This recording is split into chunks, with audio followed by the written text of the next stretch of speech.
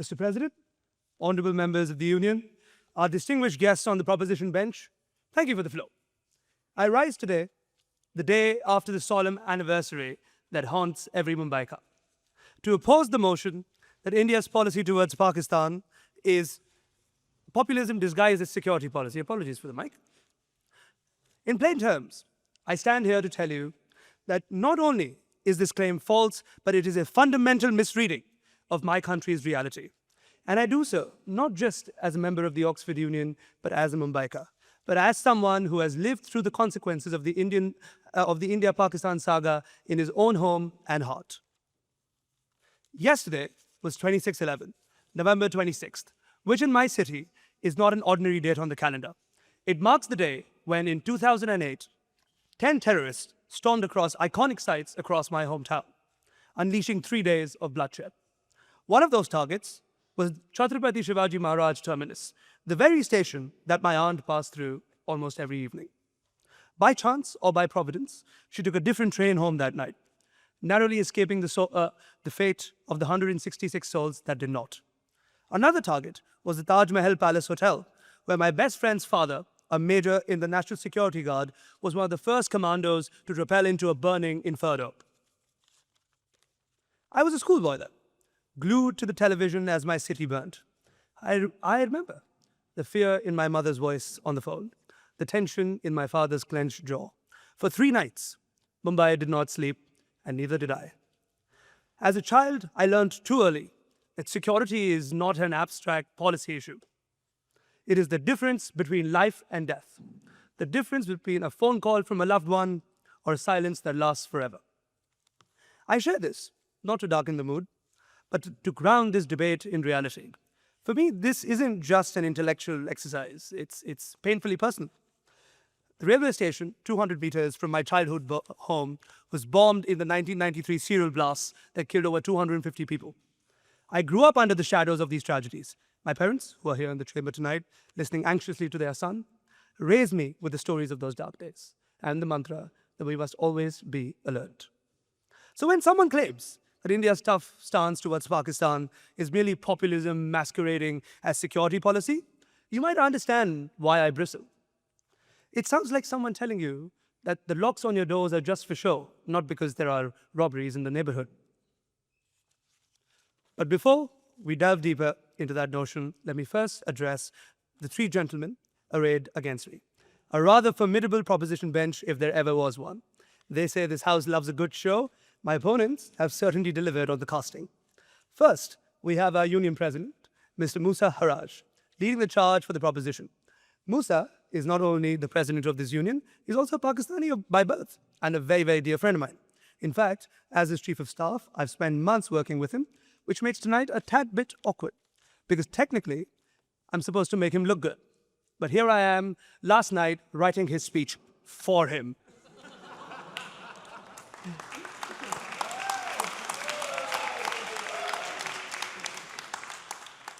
Musa, you've had an interesting term, haven't you?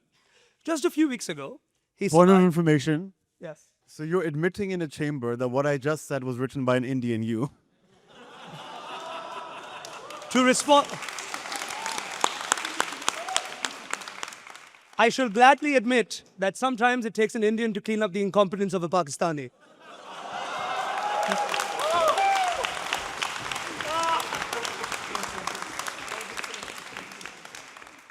Now, Musa, you've had an interesting term, haven't you? Just a few weeks ago, Musa survived a historic no-confidence vote right here in the Oxford Union. For the uninitiated, yes, Oxford Union presidents sometimes face more rebellions than actual heads of state. The vote failed, and Musa sailed through unscathed with a thumping majority, making him, arguably, the only Pakistani origin leader in history to face a no-confidence vote and remain in power the next morning.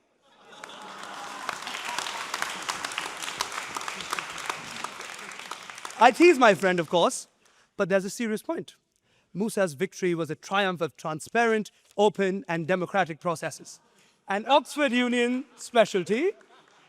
Now, only if some folks in Rawalpindi could say the same. And look who sits with you. The glorious ghost of the presidency's past.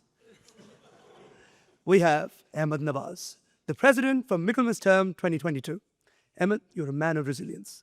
You survived the horrors of the APS attack. You have my utmost respect for that for the rest of my life. But you also survived, barely so, the internal politics of this chamber. You hold the unique distinction of being the only Pakistani president in history who was not removed by a coup, but an auto-resignation. An auto-resignation for missing access committee meetings. Now, the official record says that you were busy. We all saw the Instagram stories of you doing shots with Bad Baby. Now, does an Oxford Union president have to be caught outside?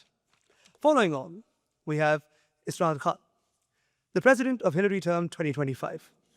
Isra, this is a special moment for me. In my first term here, you were Ahmed's chief of staff. You were the man behind the throne. You watched him fall, you fought the dirty politics, and like a true survivor, you climbed the ladder to become president yourself. I'm the chief of staff now. I have seen the walk that you've walked. I have taken notes. You taught me that the Oxford Union, like in Islamabad, chaos isn't a pit. Chaos is a ladder. So when I look at you over there, arguing against India having mastered British institutional survivalism, I don't know whether to rebut you or ask you for a reference letter. Now, that we're all acquainted with the spirit of the Oxford Union debate, a bit of bite, a bit of banter, let's get to the meat of the matter. The motion asserts that India's policy towards Pakistan is populism disguised as security policy. In other words, that India cynically fashions its Pakistan strategy just to win votes or applause rather than to genuinely protect itself. As the first speaker of the opposition, I reject this wholeheartedly. I will show you, step by step, how India's policy is primarily driven by legitimate security concerns and not cheap populism. And in doing so, I shall also flip the mirror to our friends, because if any nation has suffered from the leaders who wrap themselves in the flag of popularity, it isn't India, it is Pakistan. The proposition's argument is seductive. It suggests that the Indian states manufacture its threats. We invent boogeymen, that we use the border as a ballot box to whip up votes. They argue that when India strikes back, we're not protecting our citizens, we're performing for them. To win this debate, I do not need to use rhetoric. I simply need to use a calendar. If the proposition is true, if the Indian security policy is just populism, then crises should corroborate with the elections. The bomb should go off when the polls open. Let us look at the data and let us be inductive. I grew up in the heart of Mumbai. My home was not too far from where in March 1993, RDX explosives ripped through Plaza Cinema. It was a part of a coordinated series of 12 blasts that turned my city into a morgue. 257 people died. I was not born there, but I grew up with the crater it left in our psyche. Now ask yourself, was there an election in March 1993? No. That election was 3 years away. Was the government looking for a populist distraction? No. The government was weak. The economy was opening up and we were desperate for stability. Terror did not come because we needed a vote. It came because Dawood and the ISI wanted to fracture India's financial spine. That was not populism. That was an act of war. I remember my aunt, once again, vividly, traveling through Chhatrapati Shivaji terminus. She pulled out of the train station at 9:27 p.m. and the terrorists entered at 9:30.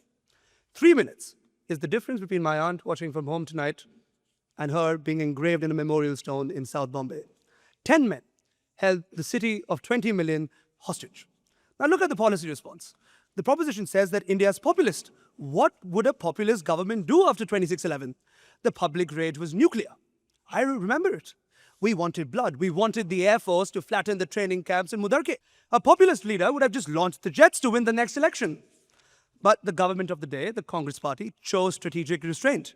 They chose diplomacy. They chose to send dossiers. They appealed to the international community. They appealed to you. Did it work? Did the non-populist approach buy us peace? No. It bought us Pathankot. It bought us Uri. It bought us Pulwama. We learned a hard lesson, Mr. President. You cannot shame a state that has no shame. Let's move to the present. 6 months ago, the proposition claims the skirmishes this May were electioneering. Check the dates. The elections for the Indian General Parliament were over. The government was secure. Apologies. The government was secure. On 22nd of April, terrorists from the Resistance Front, a cheap rebrand of the Lashkar-e-Toiba, attacked tourists in Pahalgam. They dragged out 26 people and killed them for their religion. They didn't ask who they voted for. They executed them. India's response, Operation Sindoor, was launched on the 7th of May. Note the name, Sindoor, the vermilion mark of a Hindu wife. It was not Operation Thunder or Operation Wrath. It was named for the widows created by that massacre. It was a surgical dismantling of 9 launch pads. We degraded radar systems in Lahore. We punished the perpetrators. And then what? We stopped. We did not invade. We did not occupy. We did not hold a parade in Delhi. We re-established deterrence and went back to work. That is not populism. That is professionalism. The proposition confuses popular with populist. Yes, Mr. President, defending your citizens from being murdered is popular. Providing clean water is popular.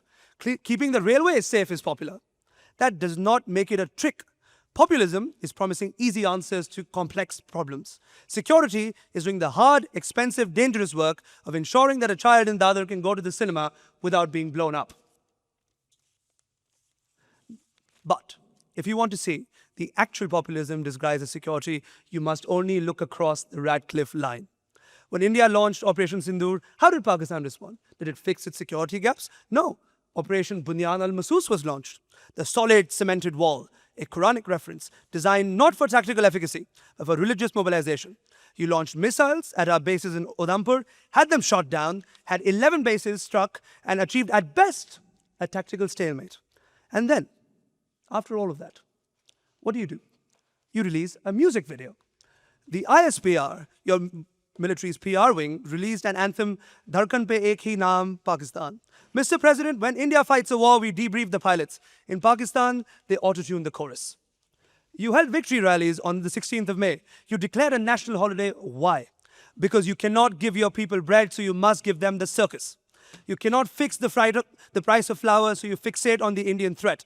You need the enemy of the gate. Without the Indian monster, your own people may turn around and ask why generals own Papa John's franchises while the country defaults on its loans. That is populism. That is the alchemy of turning public poverty into private power with the specter of war. When you vote for this motion, you are telling the widows of Pahalgam that their grief is just a prop for the government. You are telling my parents sitting right there that the fear that they felt when the windows shook in '93, or the panic they felt when my aunt didn't answer the phone in 2008 was just a disguise. It's easy to deconstruct security policy in the Oxford Union. Our walls are thick, our windows are well plastered. The world feels safe. We can debate narratives and discourse over port and trees, but out there in the real world, the wolf is at the door. India has decided to stop feeding the wolf. We've decided to stop sending it dossiers. We have decided to shoot it. That is not populism. That is the biological imperative of a nation that refuses to die. We do not want war. We want to be boring neighbors. We want to trade onions and electricity. We want to play your cricket team without worrying if the away team is bringing bats to C4. But until the state that defends itself stops using terror as an instrument of foreign policy, we will keep our powder dry, we will keep our radars on, and we will keep our guards up. If that is populism, then I am a populist. If that is a disguise, then I will wear it, because the alternative is not liberalism. The alternative is 2611 on repeat. Tonight, I may have been belligerent in defending my country's stance, but I also hope that I've been fair and factual. I do not hate Pakistan.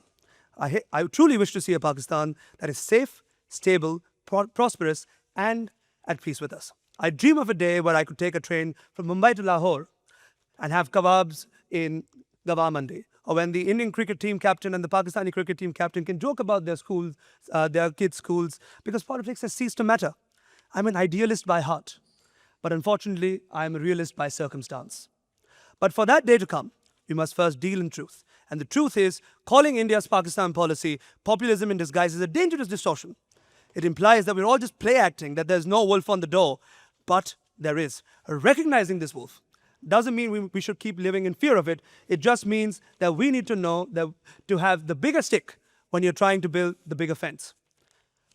Perhaps, in a not-so-distant future, a young debater from Mumbai and a young debater from Lahore, Quetta, or Peshawar will stand here not to argue about war and policy, but to argue about who has the better music, or who has the better biryani, Obviously, the answer to both is India. Jokes aside, that is the debate I want to have.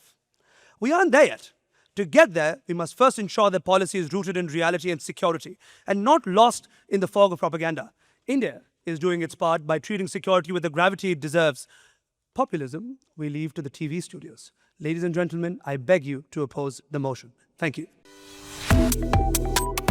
Subscribe to One India and never miss an update. Download the One India app now.